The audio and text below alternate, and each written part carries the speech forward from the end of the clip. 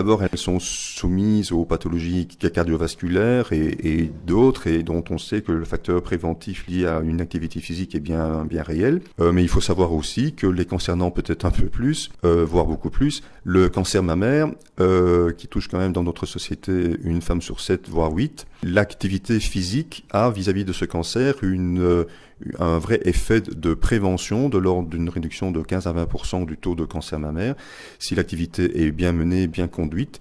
Donc ça, je pense qu'effectivement, c'est une petite particularité liée à ce sexe-là, ça c'est sûr. Vous parlez d'effets préventifs, mais une femme qui est déjà atteinte par un cancer mammaire peut continuer à faire du sport? Elle doit. C'est une information qu'il faut répandre le plus largement possible. Elle doit.